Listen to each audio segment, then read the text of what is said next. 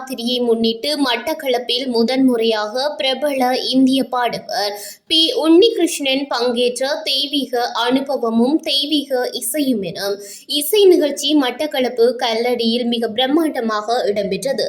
இலங்கை பிரம்மகுமாரிகள் ராஜயோக நிலையத்தின் ஏற்பாட்டில் மட்டக்களப்பு பிரம்மகுமாரிகள் ராஜயோக நிலையத்தின் பிரதான இணைப்பாளர் சகோதரர் V.K. சுரேந்திரன் தலைமையில் இடம்பெற்ற நிகழ்வில் தென்னிந்திய பிரபல பாடகர் பி. உன்னிகிருஷ்ணன் அவர்களும் அவரது மகள் செல்வி உத்தரா உன்னிகிருஷ்ணன் மற்றும் பாடகரும் நடிகருமாகிய பிலக் பாண்டியும் பங்கேற்று குறித்த பக்தி இசை நிகழ்ச்சியை அலங்கரித்திருந்தனர். குறித்த நிகழ்விற்கு ஆன்மீக பேச்சாளராக இந்தியா திருவண்ணாமலையிலிருந்து தெய்வீக சகோதரி P.K. உமா அவர்கள் கலந்து கொண்டு ஆன்மீக உரை நிகழ்த்தியிருந்தார். அத்தோடு கல்லடி கடற்கரையில் 12 ஜோதிலிங்க தரிசன கண்காட்சியும் இதன் போது இடம்பெற்றது.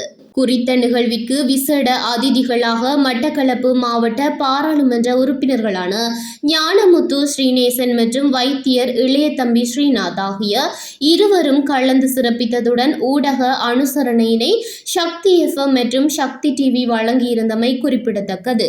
பிரம்மகுமாரிகள் ராஜயோக நிலையத்தின் பிரதான தலைமையகம் ராஜஸ்தானிலும் உலகம் முழுவதும் 5000 கிளைகளை கொண்டுள்ளதுடன் 147 நாடுகளில் அதன் கிளைகள் வியாபித்துள்ளதுடன் இலங்கையில் அதிகமான மாவட்டங்களில் கிளைகள் நிறுவப்பட்டு தெய்வீக செயற்பாடுகள் மற்றும் சமூக செயற்பாடுகள் மேற்கொள்ளப்பட்டு வருவதுடன் 25 வருடங்களுக்கு மேலாக மட்டக்களப்பு மாவட்டத்தில் பிரம்மகுமாரிகள் ராஜயோக நிலையம் தமது சேவையினை மேற்கொண்டு வருகின்றமையும் குறிப்பிடத்தக்கது. Also use this expression Shiv Jayanti like you have Krishna Jayanti. So the anniversary of the birth of இருந்தாலும் அனுபவ மனிதர்கள் யாருக்கு அனுபவம் இருக்கோ அவங்களை எல்லாரும் உயர்வாக பார்ப்பாங்க, அனுபவிகள் அப்படின்னு சொல்லுவாங்க.